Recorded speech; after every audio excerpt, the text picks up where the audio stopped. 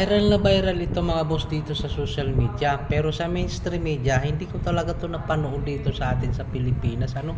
Kaya sabi ko nga, ayoko na talagang, bumili pa ng TV bago o kaya ipagawa ko itong aking karag-karag na TV kasi wala lang din namang silbi. Ang mga ibinabalita lang yung mga kasiraan ng katunggali ng kanilang, pinapanigan. Pero pagdating sa ganito, ay hindi nila pinapalabas. Napaka-bias talaga nitong mainstream media mga boss. Buti na lang meron tayong mga social media account. Nakikita nyo ba yan mga boss? O, pinapatawag daw. Di umano si BBM. Kasi base nga sa video nung pinanood ko yan, inireklamo nga daw ng Japan doon sa UN itong administrasyon ngayon dahil sa maling pag-aresto sa dating Pangulong Rodrigo Roa Duterte.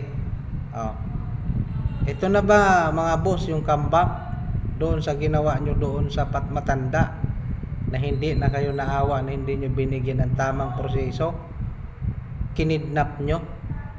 At saka may korte tayo dito sa Pilipinas. Bakit kailangan yung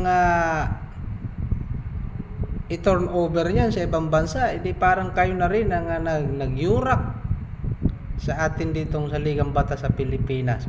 O eto na kayo ngayon dahil ipapatawag na kayo dyan. Ay yayabang nyo. Lalo na itong si Trililing. O laging mukha ICC. O ano ka ngayon?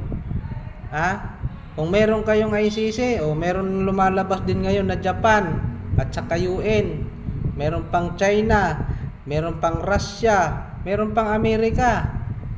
Nagtutulungan ngayon yung 5. Tapos nabalitaan ko nung nakaraan, yung Russia naglabas na ng warrant of arrest sa lahat ng opisyal ng ICC. Paano ba yan?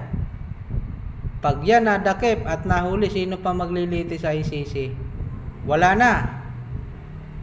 Ay yung pinaplano ng 3 malaking bansa na buwagin ng ICC, ng China at saka ng Amerika at saka Russia.